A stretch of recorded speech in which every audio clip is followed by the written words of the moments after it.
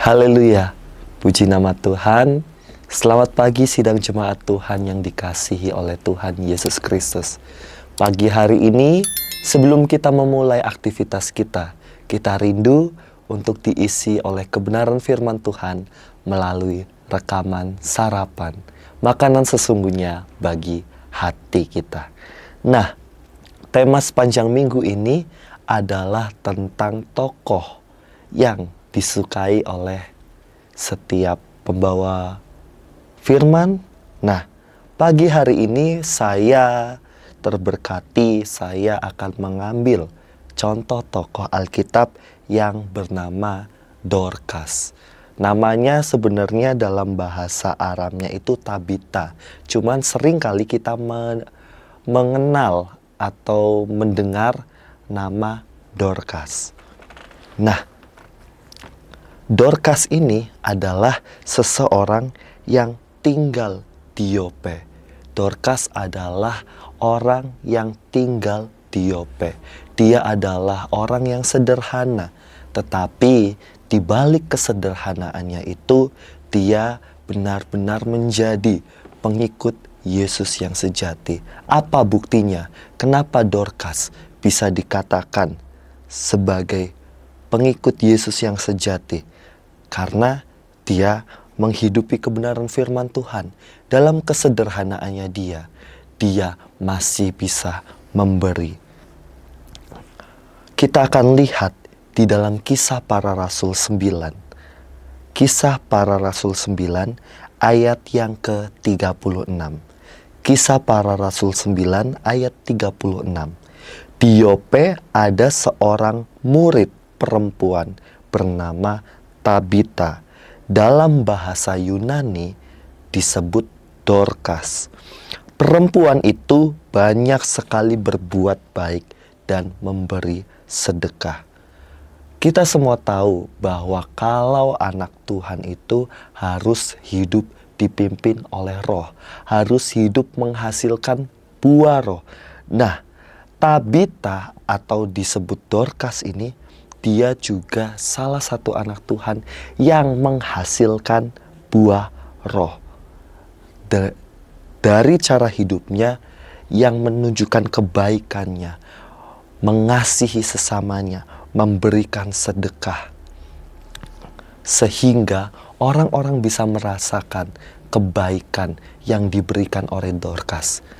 Kasih Yesus yang ada di dalam diri Dorcas itu bisa dilihat oleh orang-orang di sekitar Dorcas. Sehingga ketika Dorcas mati, Dorcas meninggal karena sakit penyakit yang dialaminya.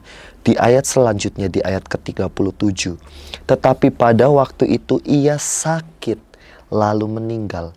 Dan setelah dimandikan, mayatnya dibaringkan di ruang atas. Ketika orang-orang mendengar, orang-orang menjadi berkabung.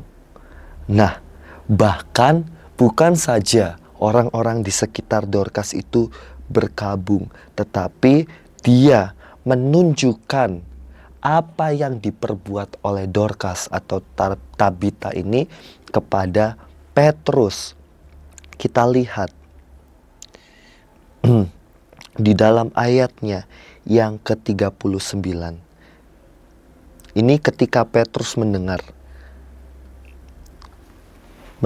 bahwa Dorcas meninggal, maka berkemaslah Petrus dan berangkat bersama-sama dengan mereka. Setelah sampai di sana, ia dibawa ke ruang atas tempat di mana Dorcas dibaringkan, dan semua janda datang berdiri dekatnya dan sambil perhatikan, menangis. Mereka menunjukkan kepada Petrus semua baju dan pakaian yang dibuat Dorcas waktu ia masih hidup. Nah, setiap perbuatan kebaikan, sedekah yang dilakukan oleh Dorcas itu bisa dirasakan oleh orang lain.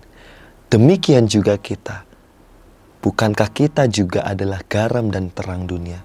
seharusnya setiap aspek kehidupan kita, kalau kita mengaku kita anak-anak Kristus, kita anak-anak terang, perbuatan kita itu harus menunjukkan perbuatan sebagai anak-anak terang, sehingga bisa dilihat, bisa dirasakan oleh orang lain, dan bisa berdampak oleh orang lain. Sama seperti Dorcas, perbuatan baiknya Dorcas itu selain dirasakan, itu bisa mereka benar-benar menangkap bahwa Dorcas ini adalah orang yang berdampak di balik kesederhanaannya. Ingat, memberi bukan harus kita menunggu menjadi orang kaya, tetapi dalam kesederhanaan pun kita masih bisa memberi. Bukan sekedar memberi materi, memberi uang, memberi perhatian pun kepada sesama kita, mengingatkan untuk datang beribadah, mengingatkan untuk terus baca firman Tuhan, itu juga adalah hal memberi. Jadi jangan berpatokan bahwa memberi itu harus seolah-olah tentang uang. Bahkan Dorcas dalam kesederhanaannya, dia menggunakan talentanya untuk membuat baju, untuk diberikan kepada janda-janda miskin. Nah, kita juga sebagai anak-anak Tuhan harus tahu apa tujuan Tuhan dalam hidup kita.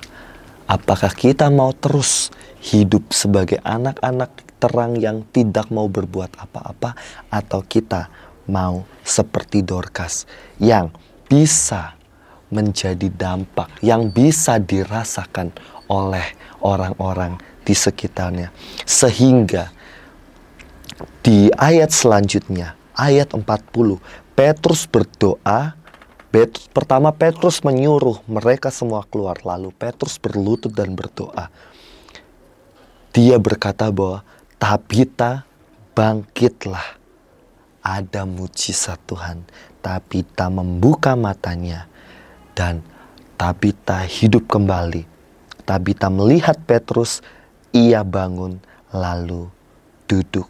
Sehingga peristiwa kebangkitannya Tabita pun itu tersiar di seluruh Yope. Penduduk Yope menjadi mendengar kabar mujizat tentang kebangkitan dari Dorcas atau Tabita ini. Dan itu sangat berdampak. Itu membuat mereka semua menjadi percaya kepada Tuhan Yesus. Nah, jangan sampai juga kita nunggu meninggal dulu untuk kita berdampak. Kita dalam hidup kita harus terus menghasilkan buah, mengerjakan apa yang menjadi bagian kita untuk menjadi dampak, sehingga kita bisa membawa jiwa-jiwa bagi kemuliaan nama Tuhan. Amin. Untuk kebenaran firman Tuhan, kita belajar dari seorang perempuan, yaitu Tabita atau Dorcas. Dalam kesederhanaannya, hidupnya menjadi berkat untuk orang lain. Hidupnya bisa membawa jiwa-jiwa bagi orang lain. Tuhan Yesus memberkati.